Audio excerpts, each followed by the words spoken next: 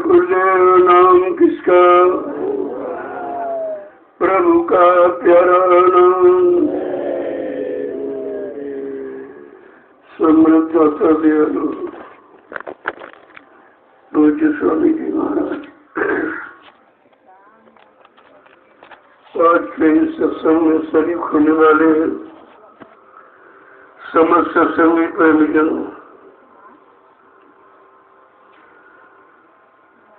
जब कभी ऐसे अवसर हमें आपको अपने मानव जीवन में मिला करें तो हम सब जीवों को सोचना चाहिए हमारे सबों पर हरि और गुरु की कृपा होगी। बिना गुरु की कृपा की कोई जीवात्मा कर्माया के जाल से निकल नहीं सकती। इतना कठिन बंधन लगा रखा उसने, इतना कर्मों का जाल कठिन है, इससे निकलना बड़ा मुश्किल है। जब ऋषि मुनि योगी महर्षि ब्रह्मचारी और तारी शक्तियां नहीं निकल पाई, ब्रह्मा विष्णु महादेव नहीं निकल पाए, 33 करोड़ देवी देवता, 9 करोड़ दुर्गा, 10 करोड़ शंभु भी नहीं निकल पाए। इतना गहन कर्मों का जाल है। जब जीवात्मा वापिस नहीं पहुंची तो मालिक की चिंता हुई उनको, क्योंकि हर माँ बाप को अपने बाल बच्चों की चिंता होती है।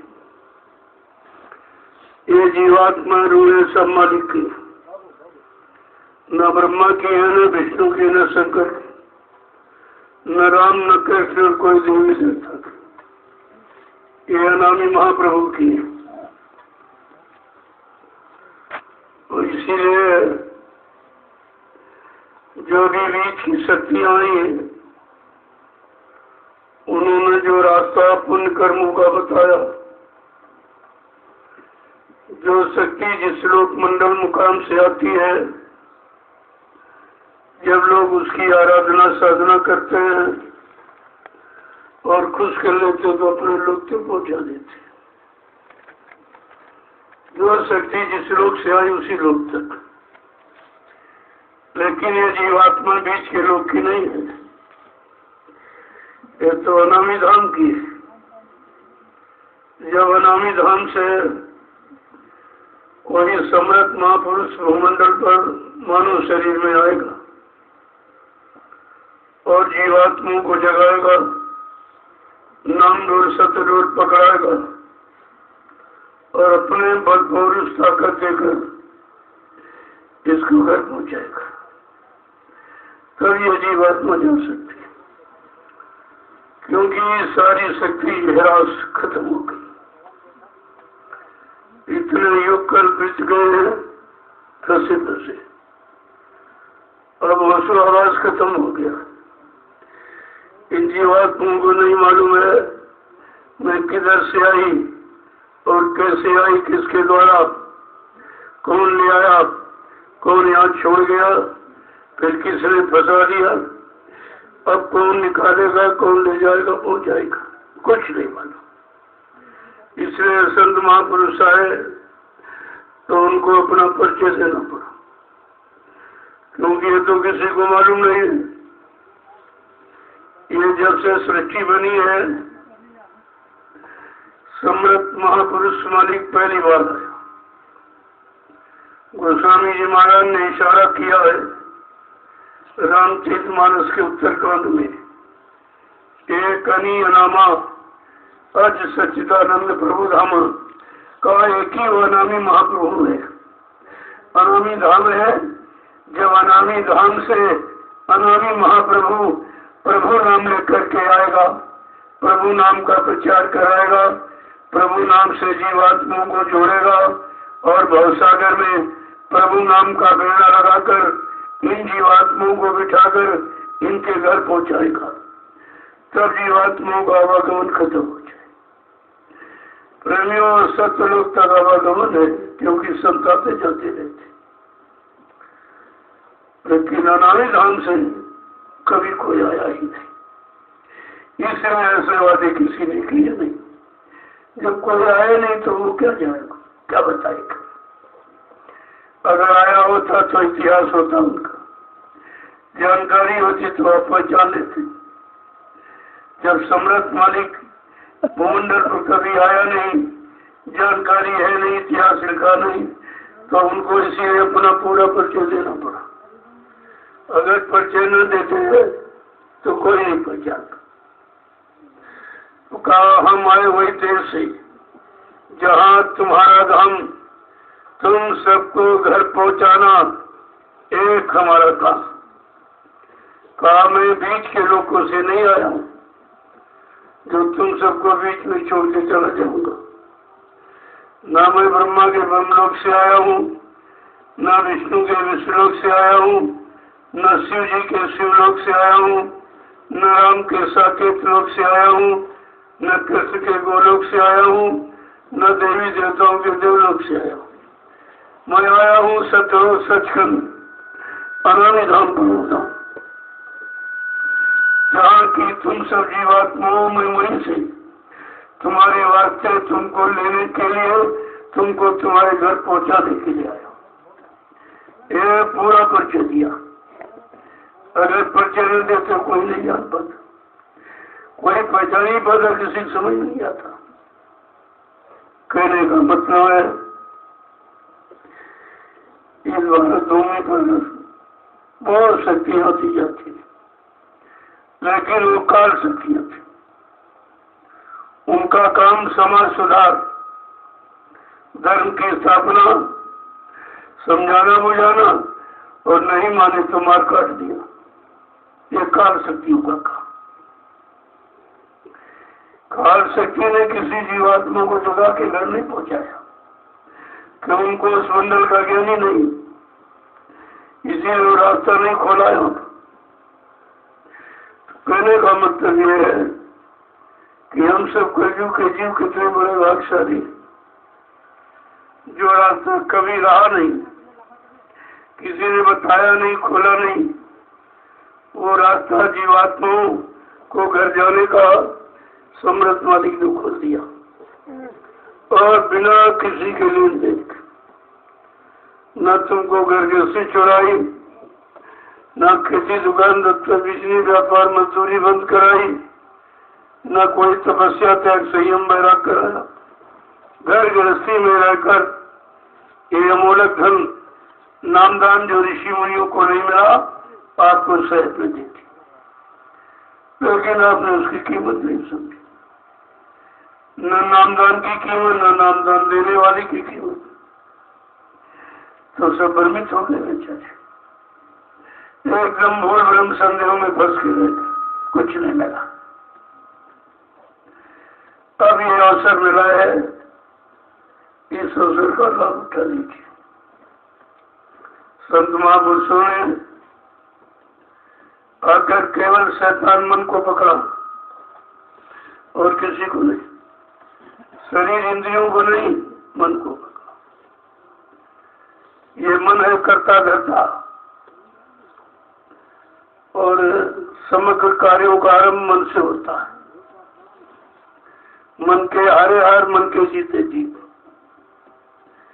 अब ये मन हार गया है, इंद्रियों भोगों के गंदे क्षणिक रस को लेकर अपनी सारी शक्ति ताकत को हिरास कर खत्म कर दिया, अब हार गया।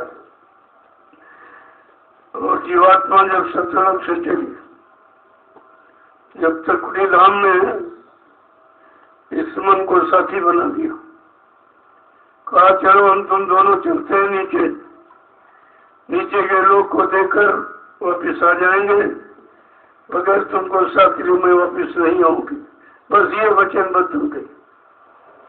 यही वचनबद्धता कितने युगों से इसको बेचारी को, निर्दोष है, बेगुनाह, लेकिन संग दोष के कारण ये बेचारी मार खा रही है। संग दोष, कितना बड़ा संग दोष देखिए। जीवात्मा परमात्मा का अंश चेतन है, जड़ नहीं है, मन रहित, कोई गंदगी नहीं और सुख की राशि है। लेकिन मन को साथी बना लेने के कारण संग दोष में बेचारी फंस गई। इतना बड़ा लाभ हो रानी संग का, तो संग पर आपको विचार करना चाहिए कि कैसे लोगों की संगत करें, कैसे लोगों के पास बैठे उठे, कैसे लोगों का स्पर्श हो, कैसे लोगों की कमाई खाएं। यही छुआछूत थी। छुआछूत कोई जात पात ही नहीं थी, बुरे कर्म बुरे खान पान की छुआछूत। और यह छुआछूत अगर खत्म हो जाती तो सब मानव इंसान, परमात्मा ने कोई छुआछूत नहीं बनाई। जब उसने जात पात नहीं बनाई तो छुआछूत कहाँ से आई? ये तो आपने अपनी गंदी मानसिकता से ये सब बनाया और तुम ही परेशान। तुम्हें बनाया, तुम्हें परेशान। मकड़ी की तरह मकड़ी जाल बनाती हो, हंसती उसे। तुमने ये सब बनाया और तुम फंस पड़े। संत नाते जगत में तो जड़ मरता संसार। अगर संत महापुरुषों का आगमन समय से कलयुग में न हुआ होता तो इन जीवात्माओं को अपने घर जाने का कभी मौका नहीं मिलता। कितना बड़ा अवसर मौका चांस आपको दे दिया, क्योंकि जीवात्मा मनुष्य तन से ही घर जा सकती है और किसी तन शरीर में को पाकर वो घर नहीं जा सकता। क्यों? कोई शरीर एक तत्व का, कोई दो तत्व का, कोई तीन तत्व का और कोई चार तत्व का। लेकिन ये मानव शरीर पंचभौतिक, पांच तत्व और पांच ही मुकामी सुनने। जब पंचभौतिक शरीर में जीवात्मा आएगी तब यह पांचों मुकाम और शून्यों से होकर परिग्रह जा सकते। इसलिए मानव चौड़े में जीवात्मा को पूरा दिखा है। लेकिन मानव शरीर के जानकार कोई संत महात्मा फकीर मिलने चाहिए जो मानव शरीर को भी सार्थक बना दे और मानव शरीर को चेतन का रूप देने वाली चेतन जीवात्मा को जगा के घर पहुंचा दे। ये दोनों काम इस शरीर में हुए और यहाँ आपका एक काम कोई नहीं कर सकता। शारीरिक सुख, शारीरिक बीमारी, महामारी, कष्ट, मुसीबत नहीं कोई दूर कर सकता। आत्मा का काम तो छोड़ दीजिए, शरीर का नहीं को दे सकता। और जो दोनों काम करने के लिए आया और वादा किया, कहा सबको न्याय, सुरक्षा, रोजी रोटी सबको मिलेगी। ऐसी योजना, ऐसी भूमिका व्यवस्था मेरे पास कि सबको काम मिलेगा, कोई बेकार नहीं रहेगा। और सब सच्चाई, ईमानदारी, मेहनत, परिश्रम से अपनी घर गृहस्थी परिवार को चलाने के लिए खेती है, दुकान है, दफ्तर है, बिजनेस, व्यापार, मजदूरी सब करेगी सच्चाई, ईमानदारी से। और बचे हुए समय में इसी मनुष्य मंदिर में आत्मा के घाट पर बैठकर नाम की कमाई करें। 8 घंटे दाम की कमाई शरीर इंद्रियों के लिए और आत्मा के लिए 1 घंटे नाम की कमाई। 1 घंटे सुबह, 1 घंटे शाम को। इतना सरल है, सुगम और सहज है, हर कोई कर सकता, क्योंकि इसमें कोई तैयारी नहीं करनी है। न कोई मंदिर बनाना, न कोई मूर्ति लगाना, न कोई सामान खरीदना, क्योंकि मनुष्य मंदिर आपको बना बनाया और मूर्ति सच्ची जीवात्मा वो भी अंदर बैठी। बस केवल कराने वाला मिलना चाहिए और कराने वाले मिल जाए तो उनसे विश्वास और श्रद्धा, सेवा भाव पैदा करो। जब जब संत जगत में आने खोज भाग उनके ढिंग जाओ, आजे रहो गिरो चरणों में, करो बंदगी निर्दिल लाए। तो तुम्हारे को दया हो जाएगी। तुमको तो दया मिलनी चाहिए, और दया तुम जानते नहीं, क्योंकि ये दुआ के चक्कर में सब यहाँ बैठे। ये मन का घाट दुआ का, ये आत्मा का घाट दया, दया का घाट ये। जब दया के घाट पर बैठोगे और नाम की कमाई से दया मिलती, वो दयालु कृपालु खुश हो जाएंगे, तुम्हारी जीवात्मा का उद्धार करते। अगर मन के घाट पर बैठे रहे तो कुछ नहीं होगा। कितने युग बीत गए आपको मन के घाट पर बैठे बैठे। मन ने जो चाहा मांगा आपने पूर्ति फट से कर दी उसकी। जब पूर्ति करते रहोगे तो खुश हो रहा है, और धीरे धीरे सारी पूर्ति आपने कर दी तो श्रावण हो गया। श्रावण की तरह बेलगाम कोई अंकुश निरंकुश सुख।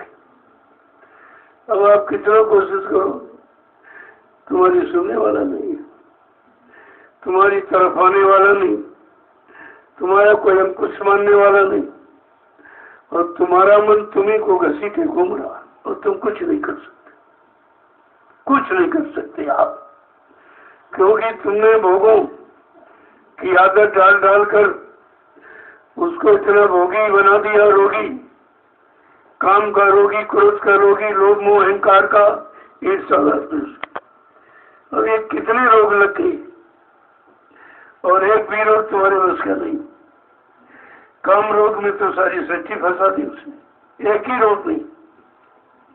अगर काम की पूर्ति हो जाए तो लोग फंस जाओगे आप, आसक्ति है, और पूर्ति न हो तो क्रोध आ जाएगा। लोभ और क्रोध काम की पूर्ति न पूर्ति पर ही पैदा होती। लेकिन जब सत्संग सुनते रहोगे तो धीरे धीरे सब समझ में आ जाएगा। इसीलिए कहा, जिनको नाम की कमाई करके अपनी जीवात्मा का कल्याण कराना, उन परमार्थी जीवों के वास्ते ये खास सत्संग जारी किया। यहाँ जो नित्य होता सायंकाल खास है, और जो इधर उधर वो आम सत्संग है, आम आवास को जगाने चिताने के लिए।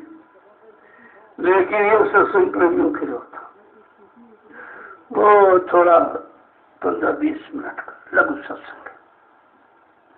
बच्चों से एक ही बहुत है, अगर मान लो और समझ में आ जाए तो एक ही काम करते। सत्संग केवल 2 वचन है, केवल 2। शरीर किराए का मकान है, और अपना रहते रहते काम बना लो, दोबारा मिलेगा नहीं। तो इतने तो सत्संग है। अब शरीर किराए का मकान कैसे मानोगे इसको? उसके लिए कितने प्रमाण, कितने एग्जाम्पल, कितने दृष्टांत, कहानी किससे सब लगा के बताए जाते। और अगर ये सब 2 चीजें समझ में आ जाए तो फिर कुछ कर नहीं आपको का। जैसे किराए का सामान ले आते हो, यही सोचते हो जितना ज्यादा प्रयोग कर लो, नहीं तो किराएदार आएगा सामान लेके चला जाएगा, तो आप उसको प्रयोग करने की कोशिश करते ज्यादा अच्छा था। जब ये पता चल गया महापुरुषों से ये मनुष्य शरीर किराए का, तो जितना ज्यादा हो सके अच्छे सच्चे काम में इसका प्रयोग, जीवात्मा के जगाने में समय दे दो, तो मानव जीवन की सार्थकता तो सब कुछ समझ में आ जाएगा। ऐसे तो अरबों खरबों लोग मनुष्य शरीर पाए हुए दुनिया में, मनुष्य शरीर सब, लेकिन कीमत किसने समझी है? ये मनुष्य शरीर किस काम के वास्ते मिला, इसका मुख्य लक्ष्य है क्या? उस लक्ष्य की पूर्ति कैसे होगी, किसके द्वारा होगी, कौन सहयोग देगा जो हमारी उस लक्ष्य की पूर्ति हो जाएगी। लक्ष्य की पूर्ति है जीवात्मा जगे और अपने घर पहुंचे। ये है लक्ष्य आपके मानव जीवन का। तो अभी इधर तो कोई मुड़ा नहीं। अभी धीरे धीरे धीरे धीरे जैसे मांस कोई मोड़ना चाहो ऐसे मुड़ तो टूट जाएगा। थोड़ा सा तेल लगा लो और अग्नि में थोड़ा सहयोग गर्मा दो तो मुड़ लग गया। इसी तरह ये सत्संग मोया लगाया जाता। इस मोया लगाएंगे तो मुलायम हो जाओ। अब तुम्हारे अंदर कठोरता खत्म, अहंकार गरुड़ गुमान घमंड सब खत्म और दीनता आ जाएगी। जैसे दीन गरीबी आई तो फट से तुम्हारा मन भजन में लगने लगेगा, क्योंकि संत मत का साधक का कहना है दीन गरीबी। इसलिए उन साधकों के लिए संदेश दिया गया जो अपनी जीवात्मा को जगा के परमात्मा से मिलाना चाहते, घर जाना चाहते, काल माया के देश से निकलना चाहते, उनके वास्ते ये संदेश जारी किया गया।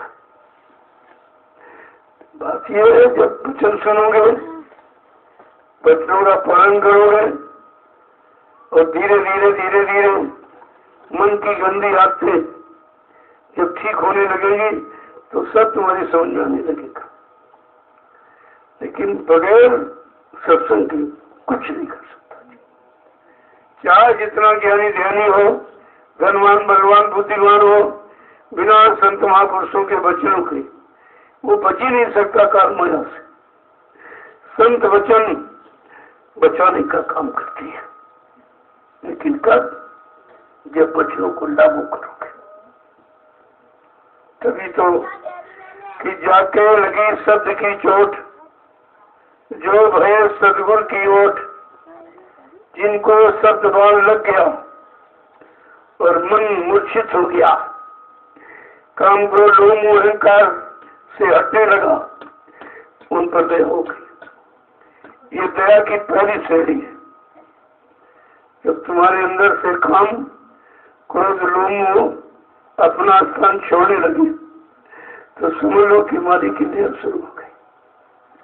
सत्संग वचनों का असर होने लगा, सेवा का प्रभाव तुम्हारे मन पर पड़ने लगा। और ये गरुड़ गुमान घमंड बगैर सेवा की कोई नहीं कर सकता। किसी के बस की ताकत नहीं है पैसे निकालते।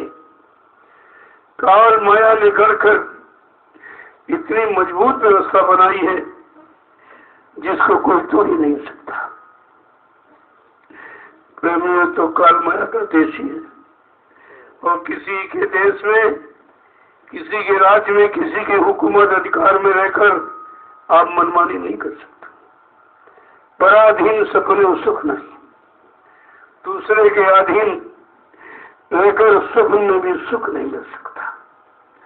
और ये सब काल माया के अधीन पड़े। जब अधीन हो गए, जीवात्मा अधीन बंधनों में बन गई कर्मों की, तब सतुल दया को चिंता हुई कि चलो मेरी रूहें जीवात्माएं बेगुनाह निर्दोष, लेकिन काल माया ने फंसा दिया, चलो उनको ले आया जाए।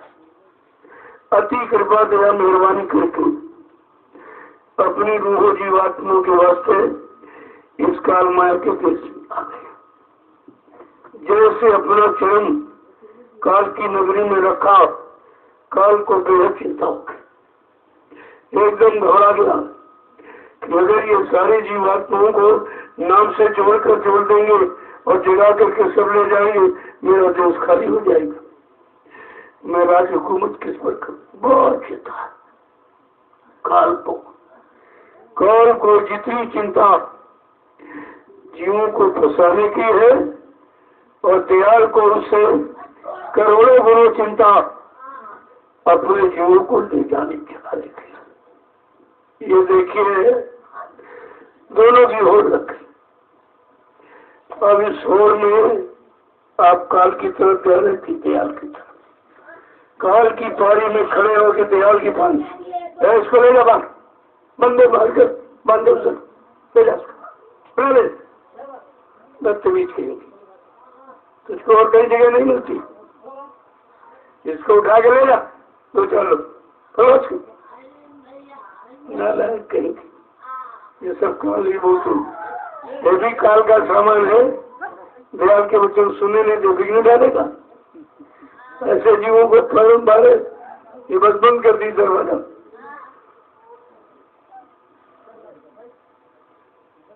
तो वो इनको ये शांति नहीं थी, बहुत बड़ी तो कहीं शांति नहीं। इसी के लिए सत्संगी परिवार में ज्यादा बहुत है। बहुत सोचता है कि ये सत्संग में जरूर जाएगा, मैं भी चला जाऊंगा, ये वहां दर्शन करेगा, मैं भी दर्शन करूंगा, वहां सेवा करेगा, मैं भी सेवा करूंगा, झंडे की परिक्रमा करेगा, मैं भी परिक्रमा करूंगा। तो धीरे धीरे धीरे धीरे का मेरी योनि घट जाएगी। इसलिए आके और अच्छी जगह सबको पसंद है। अब जहाँ मांस शराब का प्रयोग हो तो खुद ही बोलते हैं, तो वहां वो क्यों जाएगा? कहते तो हमारे भाई यहाँ रहने से क्या मिलेगा। तो आपको ये सोचना चाहिए, बहुत प्रेतों को भी नामदारी के परिवार में आकर ही शांति मिलती है। जहाँ 5 नामों की कमाई ली जाती है वहाँ उसको शांति मिलती, तभी वो किसी के माँ के बेटी पर, भाई पर, इन पर, उन पर सवाल हो जाते हैं। तो धीरे धीरे धीरे धीरे आते जाते रहेंगे, इसी में इनका भी काम हो जाएगा। तो सत्संग को ये नहीं सोचना चाहिए मेरे घर में मौत क्यों आ गया। अगर तुम्हारे घर में नहीं तो जाएगा कहाँ? और कोई जगह ही नहीं उसके लिए अच्छी सच्ची जगह, शांति की जगह सभी तलाश करते हैं। तो उनकी योनि ऐसी तैयारी कटेगी नहीं, क्योंकि जो किया है उसका तो वो करना पड़ेगा। इसीलिए मना किया जाता है कि अगर अच्छा न कर सको तो बुरा भी मत करो। बुरे कर्मों की सजा बहुत ही खराब होती है, लेकिन मन के वशीभूत हो जाने के कारण वो अच्छा बुरा सोच नहीं पाता। न अच्छा न बुरा, न पाप न पुण्य, न माँ न बेटी बहू, कुछ नहीं दिखाई देता, एकदम पागल बुद्धि हो। इसीलिए तो कलयुग के जीवों के मन को सुधारने के लिए संत महापुरुषों ने सत्संग ही जारी किया। अन्य युगों में तन मन की शुद्धता के लिए पुण्य कर्म कराए जाते थे, कथा वार्ता, लेकिन कलयुग में पुण्य कर्म भी हो, जीवात्मा जगह परमात्मा से मिले, इसलिए सत्संग जारी किया। और कहा सत्संग जब जो कुल पावे मैं लाई सब कुछ कट जावे। जिस किसी पर सतगुरु दयाल की कृपा दया मेहरबानी हो जाए तो ये सत्संग से है, उसका अगर जल मिल जाए वचन तो अनंत जन्मों की गंदगी को साफ कर देते हैं। इतना बड़ा प्रभाव है। सत्संगत संसित कर मोला, जब कोई संत हुई अनुकूला। कहा संपूर्ण व्याधियों, बीमारियों, झगड़ों को दूर करने की दवा है सत्संग, लेकिन जब संत तुम्हारे अनुकूल मिल जाए। अब यहाँ आज बेटा बाप के अनुकूल नहीं, पत्नी पति के अनुकूल नहीं, पति पत्नी के अनुकूल नहीं, भाई भाई के अनुकूल नहीं, शिष्य गुरु के अनुकूल नहीं, राजा रैयत के अनुकूल नहीं, रैयत राजा के अनुकूल नहीं, लेकिन संत अनुकूल हो जाए उनको कौन सी गरज पड़ी है? अगर लिखा है तो कोई न कोई अनुकूल होके आएगा, क्योंकि संत वचन झूठा नहीं होता। गोस्वामी महाराज गृहस्थ संत थे और गृहस्थी में रहकर ही उन्होंने जो पाया वो अपना अनुभव से आत्मिक ज्ञान जिसे कहते हैं सत्य ज्ञान, उसको रामचरित मानस में वर्णित कर दिया। लेकिन तुम ऐसे पढ़ के कुछ नहीं पा सकते। पढ़ाने वाला, सुनाने वाला, गाने बजाने वाला, भाषण स्पीच करने वाला तो मेरा, लेकिन जीवात्मा जगाने वाले, परमात्मा मिलाने वाले संत सद्गुण नहीं मिले। तो वो ज्ञान है, सत्य ज्ञान अच्छा नहीं है, अक्षर में लिखा है लेकिन सत्य ज्ञान संतों का। अब गृहस्थी में रहकर उन्होंने बड़ी मेहनत से, बहुत परिश्रम, बहुत ठोकरें खाई, तो सोचा कि चलो हमको मनुष्य मिला है और कद्दू के जीवों को चलो हम सरल करके बता दें, ये उनकी दया है। तो फिर से उन्होंने लिख दिया, और खासकर उत्तरकांड है उसको पढ़िए। उत्तरकांड में प्योर अध्यात्म है, उसमें संसारी कुछ नहीं, सब अध्यात्म। लेकिन इतनी जल्दी समझना बड़ा मुश्किल है कि अध्यात्म को समझा कैसे जाए, क्योंकि मन बुद्धि चित्त आपकी खराब, उसे समझा जाता हो तो खराब हो गया। अब कहते हैं संत महापुरुषों के कुछ वचन मिल जाए जिससे कर्मी सुधरती है। कर्मी का कर्मी को सुधरने संभलने अगर संत महापुरुषों के वचन मिल जाए तो ये कार्य संभव हो सकता है। और कोई कागज किताब, कागज पानी पत्थर तुम्हारी कोई मदद नहीं कर सकता है, और तुमको सतपथ के रास्ते पर लाके खड़ा नहीं कर सकता। और जीवात्मा के बारे में तो कुछ कोई जानता ही नहीं है। तो देखिए कितनी बड़ी दया हुई, बिना बुलाए सदगुरु दया लाए, बिना मांगे आपको अमूलक धन नाम दाम दे दिया। क्या आपने मांगा था? तुम्हें मालूम है नहीं नाम दान क्या होता? अगर एक एक कान में देते तो काल के काल में सब चले जाते। इसलिए उन्होंने बरसात कर दी लाउड स्पीकर लगाकर। ये भी पहचान है अद्वितीय। आज तक इस सृष्टि में कभी 7 से लेकर कितने हजारों संत आए, लेकिन लाउड स्पीकर लगा के किसी ने नामदान नहीं दिया है। ये है मालिक की पहचान। तो बहुत से नोट नकल कर रहे हैं, लेकिन शुरुआत किसी ने नहीं किया। आपको ये सब जानकारी रखनी चाहिए थी। अगर ये मोटी मोटी जानकारी होती तो आप अपने समृद्ध मालिक को न कभी छोड़ते और न कभी अलग होते। मान लीजिए कोई नाराज होकर किसी पतिव्रता का पति नाराज होकर विदेश चला जाए, तो क्या वो पतिव्रता नारी अपने को विधवा मानने लगेगी? क्या दूसरा पति कर लेगी या अपने पति का इंतजार करेगी? ये इंतजार ही आपके लिए थी।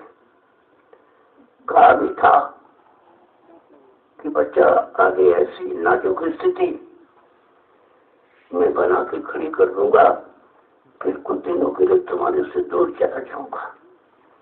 तुम क्या कर भी इतनी जल्दी ना मुझे पा पाओगे ना पहचान पाओगे। मैं अपना समस्त कार्य करके दिखा दूंगा, समय से आऊंगा और समस्त कार्य करके दिखाऊंगा, लेकिन तुम मेरा इंतजार भजन करके करते रहना। किसी ने इंतजार किया?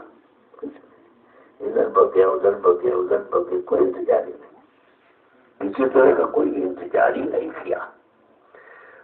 और इंतजारी ही अनुभव कराती है। सच्चा अनुभव इंतजारी से ही होता है। तो आपने इंतजारी की नहीं तो दर्द भी क्यों करेगा? अभी क्या जो आगे खराब समय आ रहा, जिसके लिए ऐलान किया गया था कि बच्चा मेरे बच्चों को संभाल के रखना, सब तुम्हारे काम आएंगे। आगे आने वाले भयानक समय से तुम्हें बचाएंगे, आपदाओं से, दुर्घटनाओं से, दैवी प्रकोपों से तुम्हारी मदद करेंगे। लेकिन जब वचन ही आप भूल गए हो तो तुम्हारे पास कुछ नहीं रहा। तो ये पुनः एक बार फिर मौज हो गई कि जल्दी से मेरे बच्चों को प्रेमियों के कान तक पहुंचा दीजिए। बगैर आदेश के मैं कुछ नहीं करता। जो को आदेश हुआ उसका पालन अभी पालन करिए, तुम्हारा भी काम हो जाएगा। ऐसी क्या बात है? अगर कोई बनावट वो टिक नहीं सकते। पहली बार संत मत में बनावट होती ही नहीं, वो हकीकत है तो सत्यता है। अब ये उस मालिक की क्या मौज है, किस मनुष्य पोल पर बैठकर अपना काम करेंगे। किसी पशु पक्षी पोल पर से काम तो नहीं होगा, होगा तो मनुष्य पोल पर से। तो इसलिए तुमको वचन बहुत गौर ख्याल से सुनना चाहिए। जहाँ से तुमको बचने का वचन मिल जाए अपनी जीवात्मा के संभाल का, तो बस समझ लो तुम्हारा सच्चा रास्ता वही है। हमको केवल अपने लाभ अपने काम से मतलब कहीं से हो जाए, और जब भूल जाओगे तो सब छूट जाएगा, कुछ नहीं मिलेगा। जिन सतगुरु के वचन की करी नहीं प्रतीत और करी न संगत साध की ओरों में सिर पीठ, कितना स्पष्ट कहा देखे। सतगुरु के वचनों को जिसने नहीं माना, नहीं समझा, नहीं जाना, नहीं पहचाना और साधक की संगत नहीं की, वो कितने जन्म रोते पीटते उनके निकल जाएंगे और ये काम नहीं होगा। तो आपको तो जानकारी पहले से मिली हुई है, आपने उस पर गौर ख्याल नहीं किया कुछ। क्यों? लोक वेद में जे फंसे 5 नांग डस खाएं और जन्म जन्म दुख में रहे, रोने और चिल्लाएं। ये 5 नांग है जो तुमको डस रहे हैं, जहर तुम्हारे शरीर में, उसी का काम, क्रोध, लोभ, मोह, अहंकार, ये है 5 नांग। और इन्हीं के लिए आपको काट देगा कि जब काम आवे तो क्षमा, सेन, क्षमा, संतोष, विराह। जब काम भाव जागे तो फौरन शीलता धारण करो, क्रोध आता क्षमा धारण करो, लोभ आए तो संतोष धारण करो, और विरह विवेक, ये सब काट है और तुम्हारे पास सब है। वो भी यही भी है। बात तो समझने की है, और समझोगे जब जब आपको सत्संग मिलेगा। और तुम महीनों 2-2, 4-4, 6-6 महीनों गायब रहते हो, कभी सत्संग में आती नहीं हो, और आते हो तो तवज्जो, ध्यान और ख्याल नहीं करते हो कि वचन भाई किस वास्ते उच्चारण किए जा रहे हैं, इनका हमारे जीवन से क्या संबंध है, हमको कौन सा लाभ इधर का कि उधर का, भौतिक आध्यात्मिक कौन सा लाभ दिलाएंगे। जो सत्संग सुनो तो इस विचार करना चाहिए। सत्संग सुनो और फिर गुनो और फिर धुनो। जैसे दुनिया रुई को धुलकर सब गंदगी निकाल देता है, ऐसे जब धुनोगे एक एक वचन पर ध्यान गौर ख्याल से, तो तुम्हारे अंदर की सारी कच्चाई गंदगी सब निकाल देगा। वचन का ये प्रभाव है। लेकिन जब आप वचनों की बात समझ में, तब तो ये सुनना समझना नहीं है, करना समझना है। जब करने में उतर आओगे तो सब सिद्ध हो जाएगा। अभी केवल बकनी और सुननी और यही हो रहा है। एक कह रहा, एक सुन रहा, दूसरे सुना रहा। लेकिन कहा कि एक ने कही एक ने मानी, और नानक कहे दोनों ज्ञानी। अगर कहने वाला जिसने किया है, अगर करके कह रहा और उसकी बात करने वाला मान रहा, दोनों ज्ञानी हो जाएंगे। क्योंकि वो करने के लिए सुन रहा, वो सुनकर सुनाने के लिए नहीं सुन रहा, करने के लिए। और यहाँ क्या, यहाँ सुना, वहाँ सुनाया, इनकी सुना, उनकी सुना, ये पढ़ दिया, वो पढ़ दिया, ये सब, यही सबसे बड़ा सारी बड़ी अज्ञानता है। संत मत में कहना ही कुछ नहीं है, कब तक, जब तक तुमको कुछ मिल न जाए। इसीलिए कहा, कहना ना बोलना कुछ, ताले जुमा पे रखना, और चुटकी का खेल अपनी चुटकी बजा दिखाना। संत मत के प्रेमियों को आंतरिक राज को बिल्कुल छिपा के रखना चाहिए। तो जैसे ये धन छिपा के रखते हो, रुपया पैसा, और ये तो नासवान है, और वो नाम धन अमूलक है, उसको भी कमाई करने का अधिकार, कुछ दिखाई सुनाई दे और बढ़ा दो, धीरे बढ़ाते बढ़ाते बढ़ाते वो खुद ही प्रकट हो जाएगा। तुम्हारे में प्रकाश और साउंड, आवाज खुद ही प्रकट हो जाएगी। फिर आज से पूछने की जरूरत किसी को नहीं पड़ेगी कि मतलब यार ये कैसे हो रहा, वो कैसे हो रहा। लेकिन जब करोगे तब, अभी तो केवल सुनने सुनाने में लगे हो, इधर सुना उधर सुना उधर सुना, सुनने सुनने में सब समय चला गया और किया कुछ नहीं। आप 10 जुलाई 1952 से 2012 जो भी सुनाया गया वो सब सुनने में ही आप लगे रहे, करने में नहीं है। अगर थोड़ा बहुत करने में उतारते तो काम हो जाता, क्योंकि संत मत कथनी पकनी का विषय नहीं है। करनी करो मार मंडालो, इंद्री भोग विचारो, इतना काम करो तुम अब की, फिर आगे की सतगुर जानी। वो उधर बैठा हुआ है तो इधर भी, इधर उधर दोनों तरफ, इधर जिस्म है उधर नूर में है। जब तक जिस्म में जीवात्मा, तब तक जिस्म का स्वरूप काम करेगा। और जैसे जीवात्मा जगी और ऊपर के लोग जैसे इस मृत्यु लोग की सीमा को क्रॉस किया, तो फिर से उधर शब्द से नहीं करो, उधर पहुंच। इस रूप से जीव जगह में और उससे घर पहुंचा में दोनों रूप है। आपको दोनों समझनी चाहिए। जब तक इसको नहीं समझोगे तो उसको कैसे पाओगे? यही उसको मिलाएगा। अगर ये ना होगा तो उधर कुछ नहीं प्राप्त कर सकते हो। इसलिए इस रूप की महिमा है। कहते दोनों रूप प्यारे लागे।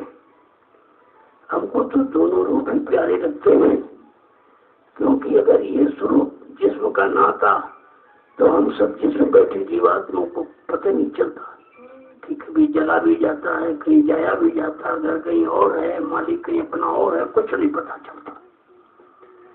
का तो दोनों रूप प्यारे लगे, इससे जगाओ उससे घर पहुंचा दो। जब दोनों की जानकारी आपको हो जाएगी तो किसी रूप में शंका नहीं होगी, शंका का काम खत्म हो जाएगा।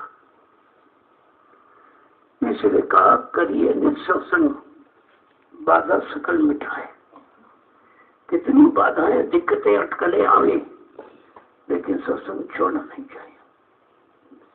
अगर पता चल जाए कि कहीं सत्संग है तो 100 किलोमीटर अगर दूर है, फिर भी आपको सब काम बंद करके पहुंचाना चाहिए, क्योंकि काम तो फिर करोगे। दुनिया के काम कभी कम न होंगे। अफसोस है कि एक दिन हम तुम न होंगे। संसार है, पहले भी था, आज भी आगे भी रहेगा। संसार के काम पहले भी है, आज भी आगे भी रहेंगे। लेकिन अफसोस इस बात का, एक दिन हम तुम न रहेंगे। कितनी बड़ी चीज महापुरुषों ने इशारा किया। इसीलिए काम करो, लेकिन फंसने का काम मत करो। जैसे ड्यूटी जाते हो, काम किया, घंटे लगी, बस डाल दिया, चलिए अपना। इस तरह से घर परिवार में रहो, लेकिन ज्ञान में रहो। माना कि बगैर घर की स्त्री के कोई जीवन नहीं चल सकता, जीवन नहीं चल सकता। जैसे बगैर पानी की नाव नहीं चल सकती, लेकिन अगर पानी नाव के अंदर चला जाए तो नाव को डुबा देगी। स्थिति अगर विपरीत हो गई तो नुकसान हो जाएगा। संसार में रहो, परिवार में रहो, लेकिन परिवार संसार तुम्हारे अंदर नहीं प्रवेश करना चाहिए। ये सच्चा ज्ञान है। अगर ये ज्ञान हो जाए फिर क्या, कहीं रहो, घर में, गृहस्थी में, बाहर, इधर उधर कहीं बैठो, कहीं रहो, कुछ नहीं, सब ठीक ठीक। एक बार समझ लो तो काम हो जाएगा। अगर समझे नहीं तो उलझते रहोगे, और उलझन कोई सुलझा नहीं सकता, क्योंकि सब उलझे, सुलझाएगा कौन? अरे में जो सुलझा हुआ हो वो सुलझाएगा, जो निकला हुआ हो वो निकालेगा, जो काम करो लोग मोहनकार के दलदल से निकल खड़ा है वो तुमको निकाल लेगा। लेकिन जो उसको खुद ही फंसे पड़े उनसे आशा रखते हो, उनसे आचरण कामना बंधना तो तुम्हारी बहुत बड़ी भूल है। जो खुद नहीं निकला तुम्हें किससे निकालेगा। यह सब इसी जानकारी का नाम है सत्संग समझौती है। और जिन जिन को मिल गया, देखो मेरा को मिल गया एकदम दीवानी हो गई, सब कुछ छूट गया, मिलते ही सब कुछ छूट गया। जब तक नहीं मिला सदगुरु तब तक बहुत रोई, बहुत परेशान रही। और जब मिल गया तो बीड़ा बजा के कितनी नाची, कितनी खुशी हुई। ये मिल जाने के बाद खुशी होती है। और तुमको मिला इला कुछ नहीं, हम मनोरंजन करते हो। अरे मनोरंजन तो जब किया जाए, जब मिल जाए तो खुशी होती है। मिला मिला कुछ नहीं, तो उसी मनोरंजन में सारा समय नष्ट कर रहे हो और उससे कुछ होने वाला नहीं है। जय गुरुदेव, जय गुरुदेव, जय गुरुदेव। एक महात्मा जी थे तो रस्सी में रहते थे। उनके मन में ऐसा विचार आया कि चलो जंगल से निकल जाते, भजन कम होता, बड़े झंझट है। तो बेचारे इसी भाव को रखकर घर से निकल पड़े। चले जा रहे थे, जेठ का महीना था, दोपहर में धूप कड़ी तो एक पेड़ के नीचे बैठ गए। 5 चरवाहे बैल चराते थे। देखा कोई महात्मा है तो आके सब बैठ गए। बोले महाराज कहाँ जा रहे हो? कहना भजन के लिए जगह ढूंढ रहा हूँ। हल्का नहीं भजन करो, हम तुम्हारे लिए झोपड़ी बना देंगे, ये तो बहुत बड़ा जंगल पड़ा हुआ है। और गांव के लोगों ने झोपड़ी बना दी, महात्मा जी रहने लगे। जहाँ आदमी रहता वहाँ चूहे जरूर आ जाते हैं। चूहों का बड़ा गहरा संबंध है मनुष्य से। अब महात्मा के पास था कुछ नहीं, लंगोटी थी और चूहे ने लंगोटी काट दी। बेचारे बड़ा चिंतित, क्या करें, क्या उपाय करें। तो लोगों ने कहा कि महाराज एक बिल्ली पाल लो। तो सबके कहने पर बिल्ली पाल ली। तो 1-2 दिन तो बिल्ली का काम चल रहा, 2-3 चूहे तो खा लिया। इसके बाद भूख हो गया। अरे भाई बिल्ली तो भूख हो रही, क्या किया जाए? लोगों ने कहा ऐसा करो गाय पाल लो दूध के लिए, बिल्ली को दूध मिल जाएगा। अब उन्होंने गाय पाल ली। जब गाय पाली तो गाय के लिए चारा वारा के घर सामान जमीन घेर लो। वो जमीन घेर ली, जमीन घेर ली, जो उसमें फसल करने लगे तो उधर पास से कानून देख पार निकला कर भी ये कौन कब्जा किया, तो सरकारी जमीन है। कहो महात्मा जी है, उन्होंने अवैध कब्जा किया, उनके नाम वारंट हो गए। और आए वो कल आप चलिए, आपकी वारंट तो ये जमीन आपने घेरी है, अवैध कब्जा किया। तो महात्मा जी कोर्ट पहुंचे तो मजिस्ट्रेट पूछ रहे भाई आपको क्या जरूरत थी, ये सब क्यों किया? अरे भाई बताओ ये सब क्यों किया? कहाँ चुप रहो, यही तो मैं भी सोच रहा हूँ कि घर से निकला था भजन के लिए, मैं यहाँ कोर्ट में कैसे आ गया।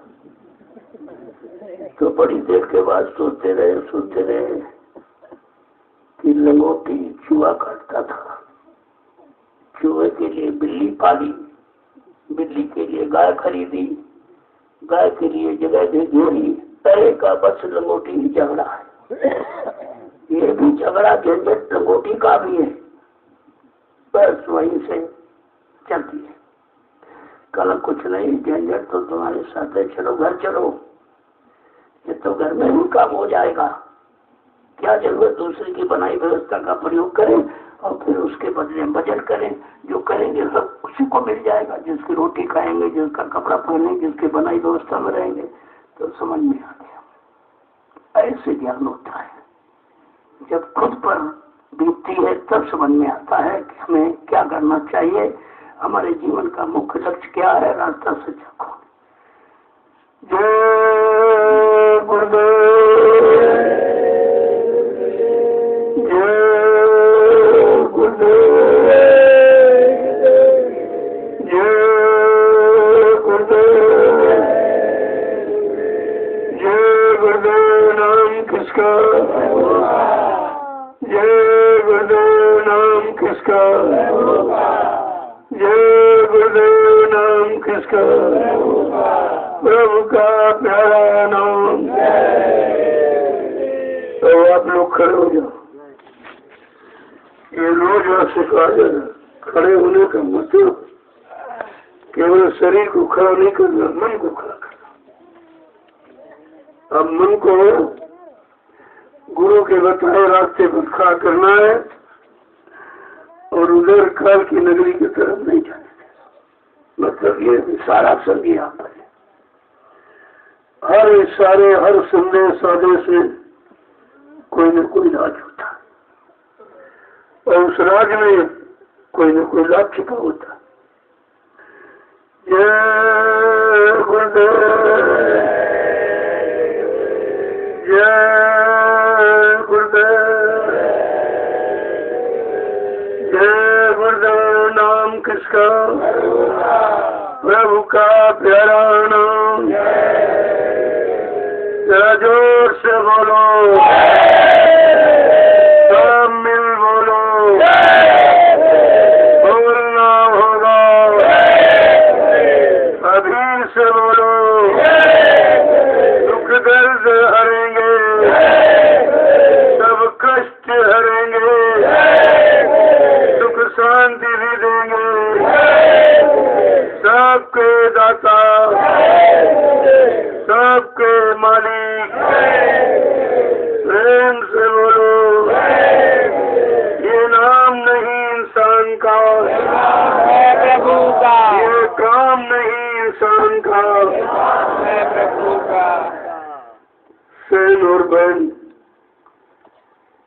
आपको तो उन्हें समझनी चाहिए।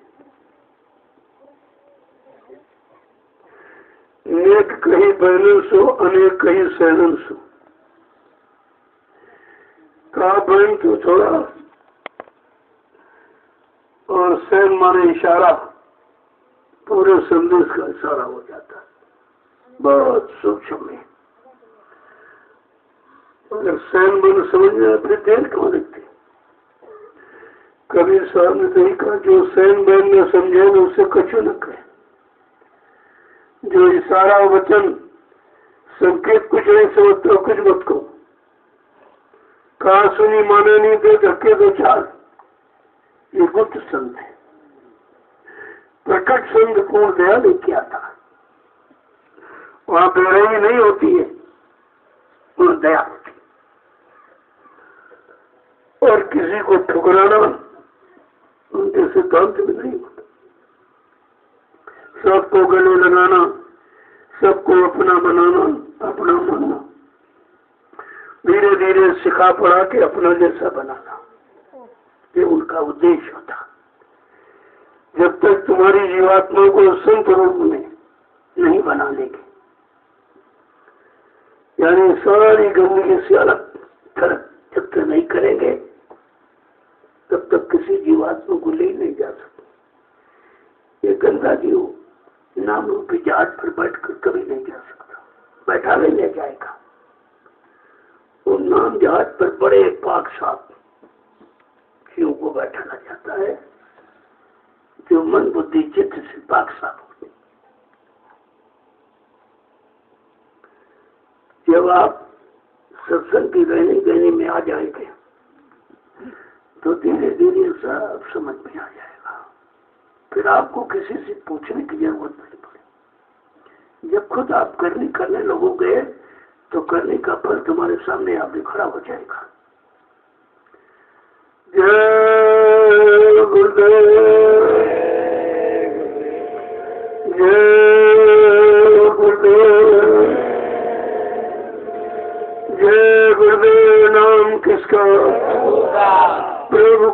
प्यारा नाम। सतयुग को लाएंगे, विश्व में शांति को लाएंगे, जन जन में प्रेम को लाएंगे। स्वामी जी का कहना है, क्या खाने से हुए खराब, क्या खाने से होगी भलाई। अब कुछ होने वाला है जो अभी समझ न पाएंगे, जो अभी जान न पाएंगे। स्वामी जी की वाणी है, यदि स्वामी जी की बात न मानी, इस सतगुरु स्वामी की बात न मानी। जय गुरुदेव। यह स्थल आपकी गाड़ी कमाई से तैयार हुआ, किसी ने आपके आत्मिक उद्धार के लिए। जब 10 जुलाई से 23 जुलाई 1997 में इधर बगल नदी के किनारे जब पूर्णिमा का कार्यक्रम मनाया गया था, आखिरी दिन सत्संग में यही कहा गया, बच्चा ये 88,000 ऋषियों की तपोभूमि है, यहीं से सतयुग के अंकुरन निकलेंगे। अगर ये वचन आपको ध्यान में होता तो इस जमीन पर आपको शंका नहीं होती। भाई जमीन होगी तभी तो अंकुरन होगा, घर कैसे होगा। ये सब आदेश में शामिल है, बगैर आदेश के कुछ नहीं होता। और तुम आदेश को समझते नहीं हो, क्या आदेश मिला, क्यों मिला, किस काम के लिए मिला। तो हमेशा एक एक वचन पर ध्यान रखो। जब ज्यादा सुना दिया तो भूल जाते सब, आगे पाठ पीछे से पाठ खत्म हो जाता है। जैसे सुनाया जाता पीछे छोड़ते जाते, भूलते जाते, छोड़ते, तो मतलब क्या निकला। इसलिए खास सत्संग है, और खास जो मानव जीवन का कर्म है, कर्तव्य, उसी को आपके सामने रखा जाता। और जो खास साधना का विषय है वो भी आपके सामने रखा जाता। इसलिए यह सत्संग उन्हीं प्रेमियों के वास्ते है जिनको अपनी जीवात्मा को जगाना, परमात्मा से मिलाना, पाप कर्मों में माफी मिल जाए, सेवा में लग गए, उनके वास्ते। कलयुग में सेवा प्रधान अंग है, भजन तो आप कर नहीं सकते, सत्संग भी तुम्हारे बस का नहीं, सुनते भूल जाते हो, जीवन में लागू भी नहीं कर पाते, इतने खराब हो गया मन। लेकिन सेवा आप कर सकते हो, इसलिए सेवा को आगे रखा गया कि सेवा करके अपने जन्म जन्मांतर के पापों को उतार लीजिए। आपको मौका दिया, अब आप सेवा कहाँ करने जाते हैं। अगर ये जमीन न दी जाती, सारी सेवा कहाँ करते हैं। तो बगैर आधार के तो कोई काम होता नहीं, कोई ना कोई आधार रखा जाता, बनाया जाता। तो कितने प्रविधों को सेवा कर रहे हैं, तमाम तरह की बीमारी लेके आए, ये दर्द वो दर्द, हमने का कुछ नहीं, सारे दर्दों का इलाज है ये मिट्टी की सेवा। ये मिट्टी नहीं है, एक दिन शरीर भी तुम्हारा मिट्टी हो जाएगा, लेकिन शरीर को मिट्टी में मिलने के पहले ये मिट्टी के सेवा अगर करो तो तुम्हारे कर्म छड़ जाएंगे। नहीं तो कर्म उतारने का दूसरा कोई यहाँ पर तरीका नहीं, और है तो वो तुम्हारी बस का नहीं है, इसलिए सरल करके रखा गया। तो मिट्टी पर समझो, छोटी मोटी कोई सेवा मिल जाए, सेवा से कभी अलग मत हो। मैंने भंडारों की सेवा में थोड़ा परिवर्तन किया है कि सीतापुर का कोई व्यक्ति भंडारे में नहीं रहेगा, दूसरे को मौका दो। मैं देख रहा हूँ एक एक महीने सेवा देके किसके अंदर निस्वार्थ सेवा है, और सबके बीच प्रेम है, अहंकार तो नहीं आया। अहंकार आएगा वो हटा दिया जाएगा। यहाँ अहंकारी गुमानी घमंडी नहीं रखा जाएगा। यही वजह मैंने शुरुआत किया 28 मई 2012 से। एक आता मथुरा की कोई घटना यहाँ दोहराई नहीं जाएगी। और ये पुराने सब है वो जरूर उनके अंदर भाव आ जाता, करने लगता, लगा नहीं बैठा दूंगा। देखो दूसरे लोग करें, उनको देखिए, सुधर जाओ, फिर आ जाओ। भगाया नहीं जाता किसी को, केवल शिक्षा के लिए कोई ना कोई आधार रखा जाता कि आप सीखेंगे। परमानेंट कर दो तो निश्चित आ जाएगा अहंकार। प्रभुता पाए काय मदना ही, कर विचार देखो मन। अगर कोई प्रभुत्व मिल जाए अहंकार ना, ऐसा तो ही नहीं सकता। कलयुग का प्रभाव है। कलयुग बहुत जल्दी अहंकार गुमान घमंड ले आता है, बहुत जल्दी काम करो लोग अहंकार पैदा कर देता है। ये उसके तो यार उसके पास यही तो औजार है, यही चलाता रहता। हम कहते हैं सेवा करके आप तो विजय प्राप्त कर दो, अच्छा रहे बाप। तो मैंने भंडारे में मैंने आज देखा जा करके, मैंने कहा जरा भगवान खोलिए, सब रोटी जली थी, यही खिलाते हो। ये रात रात भर सिंचाई करते हैं, तुम तो सो जाते हो खाके पूरी रात, तो दिन में और इनके लिए तुम्हारे पास भोजन नहीं है, क्या सेवा करते तुम? अरे भाई वो उधर सेवा कर रहे हैं, तुम रोटी की सेवा इनको कर दो, तुमको उससे आदान प्रदान हो जाएगा, उसका भी लाभ। लेकिन बात समझते नहीं है। तो मैंने कहा मैं जरा जरा 2-3 महीने बदल के देखूंगा कि किसके अंदर सेवा का सच्चा भाव। जैसे तुम्हारे घर कोई आ गया और आप ये कहो रुक जाओ जरा मैं खा लूं, उसके बाद आपको खिलाऊंगा, तो कोई सेवा नहीं होगी। उसी में से उसको खिला के तब खाओ, आपकी तब सेवा मानी जाएगी। अब मतलब यानी जब तुम अभी सेवा का अर्थ नहीं समझे तो करोगे किससे सेवा? अरे रोटी खाना तो सभी लोग बनाते खाते हैं, लेकिन वो सेवा परमार्थ से सेवा में नहीं आता है।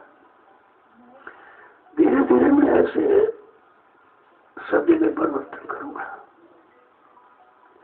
यहाँ कोई जरा सी गड़बड़ी फौरन, अब जीव का स्वभाव है वो तो करेगा गंदगी। अब ये जरूर है जो जिस भाव लेके आया है वो उसी में जीना बचा। उसको क्या मालूम परमार्थ क्या होता है, धर्मार्थ क्या होता है, सेवार्थ क्या, कुछ नहीं मालूम उसको। उसको तो अपना निजी स्वार्थ दिखाई दे रहा, वो भी चंद मिनट का, क्योंकि यहाँ की संपत्ति लेके कोई खुशहाल नहीं रह सकता। प्रेमी कितनी गरीबी में बाल बच्चों को नहीं खिलाता है और 10-20 रुपए हमको हमारे मेरे हाथ में देता। मैं बहुत संभाल के रखता हूँ। अगर ये पैसा संभाल के न रखता तो जमीन नहीं बनती। जो 7 वर्षों में 3 साल तो कुछ हुआ ही नहीं, मैं अकेले दौड़ता रहा, कोई साथ में भी नहीं खड़ा, सबको डर लगता था। तो 3 साल में दिन भर बोलता, रात भर चलता, खाने का सोने का कोई समय नहीं। फिर धीरे धीरे धीरे धीरे मालिक की दया हुई, कुछ जीव जगे साथ में लगने लगे और ये 3 साल के अंदर कितना बड़ा जनमत तैयार हो गया। इसको कहते मालिक की दया। जिन जीवों को बचना है, समय से कुछ परमार्थ हासिल करना है, वो किसी को रोक के नहीं रोकेंगे। उनको कोई लोभ लालच रोक ही नहीं सकता। और जिनको लोभ लालच चाहिए तो लोग चले जाएंगे, ऐसी कोई बात नहीं है। और मैं तो कभी कहता नहीं कि भैया उधर न जाओ उधर न, तो कहते सब जगह देखा हो। जब 50 दुकानें देख लोगे तो आपको समझ में आ जाएगा सामान कहाँ लेना चाहिए। ऐसे सब जगह जाओ, सब जगह सुनो, तो तुम्हारी समझ में खुद आ जाएगा वहाँ क्या, वहाँ क्या, यहाँ क्या। और जब तक जाओगे नहीं तो आप क्या समझोगे कि वहाँ क्या हो रहा, क्या कह रहे हैं, किसके लिए कह रहे हैं, अपने लिए कह रहे हैं, तुम्हारे लिए कह रहे हैं, अपने बनने के लिए, तुम्हारे बनने के लिए, अपने लाभ के लिए, तुम्हारे लाभ के लिए। तो जाकर के आप सुना जाइए आपको, और सुनोगे तो आपके समझ में सब आ जाएगा। तो धीरे धीरे धीरे धीरे अब तो बात कुछ और हो गई, हमारी बहुत आगे निकल गई। आप देखते जाइए, ये ऐसा स्थल सबको बुला लेगा, क्योंकि कहीं शांति का नाम नहीं है। सब जगह क्रांति है, भ्रांति है, अशांति है। यहाँ जो भी आता उससे पूछो, तो खुद बताएगा आपको कि हमको यहाँ बड़ा सुकून है, बड़ी शांति है, क्योंकि यहाँ कोई बनावट नहीं है और यहाँ कोई सेवा एवा नहीं मांगी जाती, क्योंकि यहाँ भिखारी वाला काम नहीं किया जाता। अब प्रेमी देवता अपनी इच्छा से खुद ही कर रहा, हमको मांगने की क्या जरूरत, मैंने कभी मांगा नहीं। पहले ना आप, ये काम मेरा नहीं है। अब आप जो 1 रुपये, 10 रुपये, 20 रुपये जबरदस्ती, मैं तो मना करता भाई हमको क्या चाहिए, हमारे पास कोई खर्चा नहीं है। फिर भी कहा नहीं हमारा 1 रुपये, 2 रुपये, 10, 20, 50 रुपये ले लो और इसी समय के सत्य वचनों के प्रचार में लगा देना। मेरे पास समय नहीं, घर गति बर्बाद छोड़ के आपके साथ चलूंगा। ठीक है, ठीक है, ठीक है, वही तुम्हारा पैसा, मैंने पूरे हिंदुस्तान में तुम्हारे पैसे से प्रचार कर दिया, उसमें से बच गया, क्योंकि मेरा कोई खर्च नहीं है, मेरा कोई बीवी बच्चा नहीं है, न कोई भाई बैलेंस है, न कोई तिजोरी बक्सा, न कोई जेब पे, मेरे पास कुछ है ही नहीं, न वोटिंग सेवा कुछ नहीं। तो कपड़े आपने दिए तो पहन लिए, तो हमको तो कुछ नहीं चाहिए, लेकिन हमको तुम्हारे लिए जरूर कुछ चाहिए, क्योंकि अगर लोगों के लिए कोई काम हो जाए, किसी को बर्बाद करते हैं उसके लिए, और उसी के लिए आप लोग कर रहे हो। मैंने वो 1, 2, 10, 20 रुपए को बहुत संभाल के रखा कि कभी न कभी जरूरत पड़ेगी इसकी। और ये जमीन देखिए कितनी बड़ी है, क्योंकि सेवा तो प्रेम ने बाद में दिया है और जमीन पहले खरीदी, उसी पैसे को, क्योंकि सरकार का नियम हो गया कि 2000 रुपये से जगह नगद कोई दान नहीं कर सकता। और अब ये बनती कैसे, जगह बनना बड़ा मुश्किल था।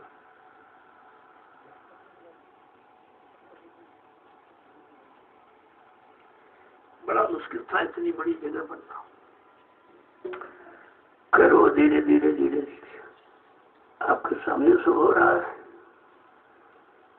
जो आप खाते के द्वारा भेज रहे हो समित में, ये बहुत बढ़िया सिस्टम, क्योंकि एक आदमी किसी की नियत खराब हो सकती है, हो गई लोगों की, तमाम की नियत खराब हुई, लेके चले गए, सबने कहा भाई उससे क्या होगा, अरे तुम मिट्टी क्यों ढो रहा है, इस मिट्टी को ले जाकर तुम अपने शरीर को जल्दी मिट्टी मिलाने की कोशिश कर रहा है। लेकिन ये बात समझ में नहीं आती उसके, जब ये समझाओ बताओ तो ये बात समझ में नहीं आती कि मिट्टी क्या है और मिट्टी में क्या मिल रहा है, कुछ नहीं है, क्योंकि व्यक्ति अंधा हो जाता है और वह असंधेपन में दिखाई देता नहीं है। करो तो अपनी अपनी मानसिकता है, क्योंकि सब तरह के जीव आए हुए, आरत अर्थात जिज्ञासु और ज्ञानी, 4 तरह के जीव सम्मिलित हुए सब समय। आरत भक्त में द्रौपदी का नाम लिया जा रहा, लेकिन द्रौपदी मांगा तो शरीर की भी मांगी। अरे तो नंगी तो पैदा हुई थी, तो सारी मांगी, कुछ नहीं मांगा। कृष्ण कह रहे कुछ मांग लेती, मांगना था तुम्हें, ये क्या मांगा, तो नंगी पैदा हुई थी। तो अर्थ अर्थात ही अर्थ पद है, धन है, ध्रुव है, मांगा अचल मुकाम में है। कोई बेचारे नहीं समझ पाए कि मांगना क्या चाहिए। क्या ठीक है, जिज्ञासु में उद्धव जी आते हैं। उद्धव के अंदर जिज्ञासा थी। जब किसने कहा उद्धव पाप पुण्य जब दो ना से वो हमरे भरवा से, उद्धव जब तुम पाप पुण्य दोनों से अलग हो जाओगे तो मेरा धाम तुझे मिल जाएगा। क्योंकि उद्धव के अंदर कुछ नहीं था, केवल जिज्ञासा थी कि अपने घर पहुंचा दीजिए। और ज्ञानी में भक्त प्रहलाद, जिसको भक्ति के सिवा कुछ नहीं मांगा कि हमको अचल अविरल भक्ति चाहिए। इसी तरह 4 तरह के जीव सम्मिलो के सत्संग, किस भाव से आया, किस क्या पढ़ने आया, क्या इरादा है, कौन सा मतलब है, नहीं सब अपना अपना काम चले गए। लेकिन टिक पाता वही है जो प्योर परमार्थ की भावना लेके आया है, वो टिक पाता। आपको इन 4 भक्तों में अपना स्थान देखना चाहिए कि हम किस स्थान पर खड़े हैं, हमें क्या मांगना है, क्या करना है। और वैसे देने वाला तो दे ही रहा है, आपको मांगने की जरूरत ही नहीं पड़ेगी। जो जरूरत था आपको दे देगा। अब मांगोगे तो उतने में रह जाओगे, बिना मांगे को और ज्यादा बढ़ जाए। बिन मांगे मोती मिले, मांगे मिले न भीख। ये सतगुरु की सीख है। इस दरबार में मांगने क्या, जो देने आओ तो देगा ही। मांग लोगे फंस जाओगे उसमें। एक तो मांगना आता नहीं और दे दिया जाए तो रखना नहीं जानते, फिर दोगे आप। तो बात समझदारी की है, समझना ही तो सत्संग है। मन को समझा लो, सत्संग आ गया आपके अंदर। लेकिन एक पड़ोसी समझाओगे, इनको सुनाओगे, भाषण प्रवचन, इनको अपने सत्ता मन को कभी नहीं समझाते हो। जिसके समझाने से तुम्हारा काम बनेगा, अरे भाई दूसरा समझ गया तो तुम्हारा कौन सा काम कर देगा। ये आपको समझदारी रखनी चाहिए। जब तक अपने मन को ना समझा लो और सही रास्ते पर ना लगा, तब तक दूसरों को समझाने में समय खराब मत करो, उससे तुम्हारा कोई लाभ होने वाला नहीं। जय गुरुदेव, जय गुरुदेव। अब कुछ होने वाला है, इस इशारे को समझते रहो। उसी की तैयारी है, उसी की तैयारी में आपको भागीदार बनाया जा रहा। कितने प्रेमी सेवा करके लाभ उठा रहे। मजदूरी तो दुनिया में सभी करते हैं, लेकिन मालिक की मजदूरी कम कर रहा है। अरे भाई परिवार के लिए तो मजदूरी करते ही हो, लेकिन अपने जीवात्मा के लिए मजदूरी कम कर रहे हो। ये आश्रम की सेवा, आश्रम अपना श्रम, अपने श्रम से, अपने परिश्रम से, अपनी गाड़ी कमाई से जो काम किया जाता है उसको आश्रम कहते हैं। ये आश्रम ऐसा अन्य आश्रमों की तरह नहीं है। कोई सेठ आया, करोड़ दे गया, 2 करोड़ दे गया, 1 लाख दे गया, ऐसा नहीं। ये सब प्रेमियों की गाड़ी कमाई से। नवी धाम में सतगुरु धाम की स्थापना होने जा रही, कहीं नहीं है। आपने कहीं सुना भी नहीं होगा। कितनी बड़ी चीज, कितना बड़ा संकल्प, कितनी बड़ी प्रतिज्ञा और लोगों को लाभ में सम्मिलित करने का कितना बड़ा आधार है। जय गुरुदेव। तो सेवा में लगे रहो, जितना समय ज्यादा दे सको। बाद में तो फंसी जाओगे गृहस्थी में। जो समय यहाँ आपका है यही तुम्हारा है। यहाँ जो भी सेवा करोगे तुम्हारे साथ जाने वाली है। और घर गृहस्थी परिवार में तो परिवार वाले छीन लेंगे जो पैदा करके दो, कौन छीन लेंगे, नहीं रही पैसा लाई, इधर लाई, उधर। लेकिन ये परमात्मा की कमाई न कोई छीन सकता है, न अग्नि जला सकती है, न पानी बहा सकता है, न चोर चुरा सकता है। तो अच्छी आपकी इसलिए सेवा पहले समझो इसको, तो ज्यादा समय सेवा में दो। गृहस्थी में रहकर बहुत सेवा किया, बहुत कमाया, लेकिन तुम्हारे हाथ कुछ नहीं लगा और आगे कोई लगने वाला भी नहीं है। कम से कम करके तो समझो कि वहां किया तो मिला क्या इतने दिन। कोई तारीफ नहीं करेगा, चाहे जितना तुम कर लो तारीफ कोई नहीं करेगा। एक बुढ़ा बुढ़िया थे, उनके 2 बच्चे थे। तो बुढ़े ने सोचा कि इन्हीं को तो देना, चलो पहले देते तो 2.5 लाख रुपए था, 1 लाख बच्चों को दे दिया और 50,000 का ये बुढ़िया तेरे पास, तुझे इससे सारे रोटी मिलती रहेगी। कुछ दिनों के बाद बुढ़ा खत्म हो गया। अब बच्चों के अंदर सेवा भाव तो नहीं रहा, न माता का मातृभाव रहा। कहा ये बुढ़िया कब मरेगी, 50,000 रुपये मिल जाए। एक दिन बुढ़िया बीमार हो गई, आस्था ज्यादा थी, कमजोर थी।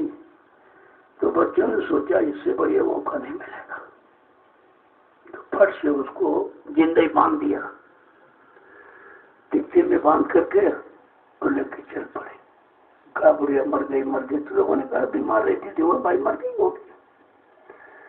जब रास्ते में चले जा रहे, राम नाम बोलो सत्य है, सत्य बोलो मुक्त है, राम नाम बोलो सत्य है। तो बुढ़िया को होश आ गया, तो जानते थे कि जिंदगी लिए जा रहे हैं, होश आ गया तो कराने लगी। तो कह रहे बुढ़िया बोले वो भी सत्य है, राम नाम बोले सत्य है, बुढ़िया बोले वो भी सत्य है। ये करते करते ले गए, जिंदा ही जला दिया। वो ऐसा ये समय है, तभी कहते हो बच्चा कोई किसी का नहीं, तुम्हारा यहाँ कोई नहीं है, और जो तुम्हारा है उसको तुम समझ नहीं रहे हो, उसके पास से भगने की कोशिश करते हो, और जहाँ कोई नहीं वहाँ रोड दौड़ से मार खाते हो। तो जब समय मिल जाए तो थोड़ा बहुत समय इस परमात्मा की सेवा में जरूर देना चाहिए, ये कहीं नहीं मिलेगी आपको। जय गुरुदेव। अब आप लोग सत्संग का प्रसाद ले लीजिए। देखो यहाँ तीनों काम होते हैं, सत्संग में मिलता है, सेवा भी करते हो, भजन भी करते हो। ये घर में नहीं हो पाएगा, घर में एक भी काम नहीं कर पाओ। क्यों? सत्संग जब मिलेगा नहीं, अहंकार हटेगा नहीं, सेवा भाव बनेगा ना। जब सेवा नहीं करोगे तो भजन नहीं करोगे, सेवा से ही भजन बनता है। और यहाँ तीनों चीजें आपको मिल रही है, आपको तो सोचना चाहिए कि सत्संग में मिलता है, और सुबह शाम दोनों वक्त भजन भी आप करते हो, दिन भर सेवा करते हो, और भंडारे का वहां प्रसाद है, बिल्कुल सादा एकदम। देखो सादा भोजन कभी खराब नहीं होता है, और जो तुम बनावट वाला उसमें मिलाते हो, अचार है, ये है, वो मिर्चो मसाले है, हल्दी, यही खराब कर देते भोजन को। मैंने आपको एक नमूना सुबह देते हैं नाश्ते में कि रोटी पर थोड़ा घी लगा दो, नमक, हरा मिर्च, प्याज और गुड़ दे दो, इससे बढ़िया कोई भोजन नहीं, इससे अच्छा, इससे पौष्टिक कोई भोजन नहीं, और कोई बीमारी नहीं। तो आपको सोचना चाहिए कि भाई ये क्यों दिया जा रहा है, कि अगर इसी तरह का भोजन सब लोग करने रहो तो तुम्हारे शरीर में बीमारी आएगी नहीं, और जब बीमारी नहीं आएगी तो कमजोरी नहीं आएगी, कमजोरी नहीं आएगी तो फिर भजन करने मन लगेगा। तो सारा उपाय भजन कराने का ही है, यहाँ दूसरा कोई लक्ष्य नहीं, एक ही निशाना है। अब वो भजन कैसे करोगे उसके लिए प्रयास किया जा रहा है, ये तरह तरह के तरीके निकाले गए, भाई ऐसे करो ऐसे करो ऐसे करो ऐसे करो, और दिन रात तुम्हारा मन इसी में लगा रहेगा, उधर भगेगा नहीं। कभी सेवा में लगे हो, फिर सत्संग में आ गए, फिर भजन पर बैठ गए, मतलब यानी तो जब फुर्सत ही मन को दोगे तो जाएगा कहाँ? तो धीरे धीरे ये ठीक हो जाएगा। सत्संग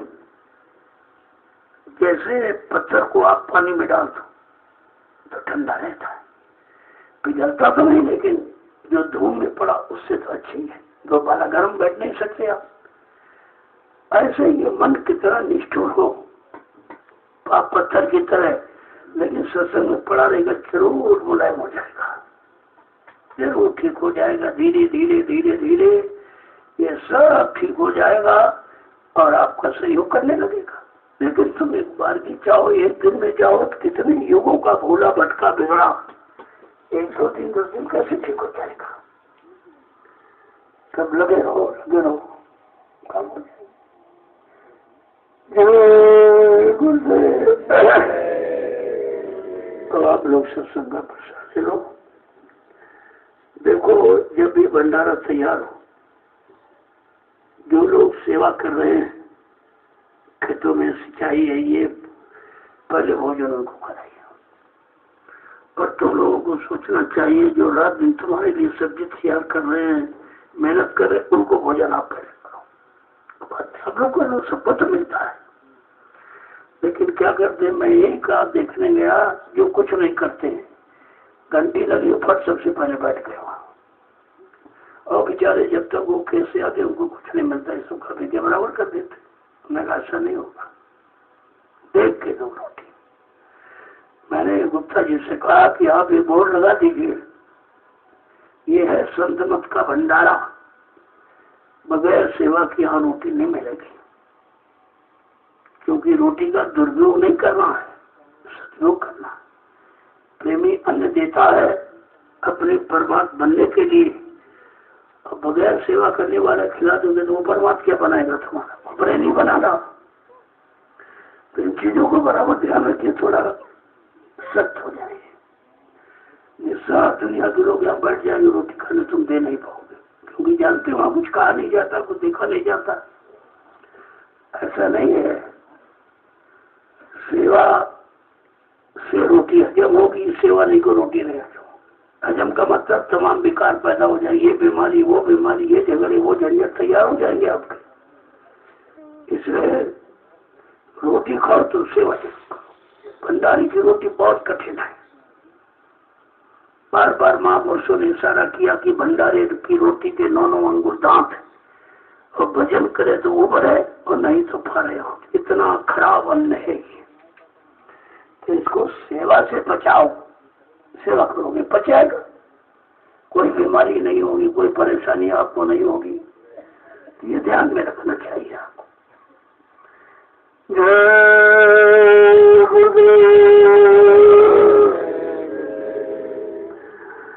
सुबह जैसे घंटी बजे तो यहाँ पर आपको नहीं, तमाम लोग सोते रहते हो, नहीं याद उनको क्या मिलेगा। इनको यही एक जगह है जो भजन की घर में दुआ कर ही नहीं पाते हो, यहाँ भी आलस करते हो। देखो आज इतनी भीड़ है शाम को, और सुबह देखना बहुत कम। तो इससे मालूम देता कि शाम को प्रसाद बढ़ता है, इसलिए भीड़ होती। सुबह प्रसाद नहीं मिलता, सिक्के लोग कमाते हैं। और सबसे बड़ा प्रसाद तो भजन ही का है, वो तो दया का प्रसाद है। लेना तो सीखे आप। इसलिए जैसे घंटा से मैंने आध घंटा बढ़ा दिया, आपको 4:30 बजे कर दिया। जैसे सर्दी का मौसम आ जाएगा, रात बड़ी होगी तो 5 बजे कर दिया जाएगा। और सोने के घंटे ज्यादा होते हैं, काम घंटे कम होते हैं सर्दी में। सर्दी का मौसम 4 महीने भजन का बहुत अच्छा होता है। जहाँ ओढ़ के बैठ जाइए आप, कोई मच्छर मच्छर का कोई डर नहीं होता है, कोई अरबी गर्मी कुछ नहीं लगती। ओढ़ लिया अपना हल्का सा चादर में बैठ गया। तो ये कमाई करने का समय है 4 महीना। 4 महीने आप साधना के होते हैं, और 8 महीने थोड़ा गर्मी और सर्दी बरसात होती, थोड़ा परेशानी में हो जाता। तो कहने का मतलब यहाँ आए हो तो कुछ लक्ष्य, कुछ निशाना बनाओ कि आखिरकार घर जैसी परिवार, बाल बच्चों को छोड़कर खेती दफ्तर बंद करके आया हो, तो चलो कुछ न कुछ तो काम करके जाओ यहाँ से। और यहाँ तो कितने लाख लोगों का अन्न आता है, सबका लाद के चले जाओगे तो कितने जन्म देने पड़ेंगे आपको उस कर्जे के भुगतान के लिए। मैंने आपको एक दिन बताया था कि नारद जी ने मृत्युलोक से आ रहे थे, विष्णु दरबार में जा रहे थे। रोज विष्णु पूछते, भाई नारद जी क्या समाचार है? कहते महाराज बहुत अच्छे। एक दिन जा रहे थे, काश्तकार का खेत, चने की फसल खड़ी थी। उन्होंने देखा कि बहुत अच्छी फली लगी है, यानी एक फली तोड़ के खा गए। जब विष्णु दरबार में पहुंचे तो विष्णु ने पूछा, कौन नारद जी मित्रों के क्या हाल है? अरे महाराज बहुत अच्छे। कहना सब तो अच्छे, लेकिन तुम्हारी तो 84 बन गई है। क्या मतलब? कहना जो बिना पूछे उस काश्तकार ने कितनी मेहनत कितना धन खर्च करके फसल तैयार की, तुम बिना पूछे परी खा ली तो तुम्हारी 84 बन गई। कहा महाराज इसको कैसे उद्धार होगा? कहा भाई मेरे बस की तो बात नहीं है, 84 काटने का अधिकार गुरु को है। जाओ मृत लोक में सुबह आज जो कोई मिल जाए उसको गुरु बना देना। नारद जी जल्दी उठे और विष्णु भगवान उधर रूप बना के आ रहे थे। एक मछुआरे का मछली मारने वाला जाल, उसमें 4-5 मछली पकड़े कंधे में डाले आ रहे थे। नारद जी ने देखा कि विष्णु भी ऐसे ही है, जो मिल जाए उसे वर बताओ इसको गुरु मान लीजिए। तो मछली मारे घूम रहा है। लौट गए वापिस। कहा को गुरु मिले? अरे आप भी ऐसे कहते हो, वो मछली मान लिए पकड़े घूम रहा था। अरे कहा गुरु कहे करो तुम सोई, गुरु जो कहे वो करो, गुरु जो करे वो कभी मत करना। और तुमने गुरु की निंदा की, तुम्हारी डबल 84 हो गई। तुमने गुरु का अपमान किया। भगवान ऐसे बता दी, चलो गलती नहीं करना, बस वही तरीका फिर जाओ मृत्यु लोक में सुबह कोई मिल जाए आज उसी को गुरु बना लेना। जल्दी सुबह उठे, कहा चलो गंगा किनारे तो अच्छे लोग मिलेंगे, वहां तो कोई खराब नहीं मिलेगा। तो गंगा किनारे पहुंच गए तो विष्णु भगवान वहां कोड़ी का रूप बनाए पहले ही बैठे थे। जैसे देखा नारद जी ने, अरे कहा इससे तो कली वाला अच्छा था, तो बहुत खराब, इसको तो कोड़ चूरा है, इसको गुरु कैसे मान ली? इससे तो कली वाला ठीक था। अगर फिर कह दूंगा तो कहीं विष्णु फिर न डबल 84 पे लगा दे। आंख बंद किया और चरण पकड़ लिए। विष्णु भगवान खड़े हो गए। कहा नारद ये गुरु की महिमा है। गुरु कोई जात में, गुरु कोई शरीर में, गुरु कोई इसमें नहीं होता, तो ज्ञान है। उनके पास ज्ञान अग्नि है जो तुम्हारे संचित पाप कर्मों को सब जला देते। तो तुम गुरु में पहचान करते, गुरु में शंका करते हो। तो कहने का मतलब ये है कि गुरु की पहचान बड़ा मुश्किल है। वो दया करते हैं, कृपा करके कोई काम, कोई मतलब तुम्हारा अटका काम बना दे, तो ये कोई पहचान नहीं है कि गुरु कोई तांत्रिक नहीं होता। गुरु कोई सांसारिक काम के लिए नहीं आया। हाँ, एक दो बात तुमको अनुभव करा देंगे, इसके बाद उनका काम जीवात्मा जगाना परमात्मा, यह सबसे बड़ा चमत्कार है। और यह सच्ची में किसी चमत्कार नहीं कर सकता। जीवात्मा जगा के परमात्मा से मिला दे। तो अब आप सत्संग का प्रसार ले लीजिए। जब जहाँ जैसे हुक्म मिले मैं सूर्य सेवा में लग जाऊंगा। आपको सेवा से मतलब, अच्छी छोटी बड़ी इससे कोई मतलब नहीं। तुम्हारे कर्मों के अनुसार, संस्कार के अनुसार वो सेवा तुमको मिलेगी। सबके कर्म एक समान तो नहीं है, संस्कार एक समान नहीं, इसलिए एक समान सेवा सबको थोड़ी दी जाएगी, तो अलग अलग होती। जय गुरुदेव। तो आप लोग से सुनगा बस।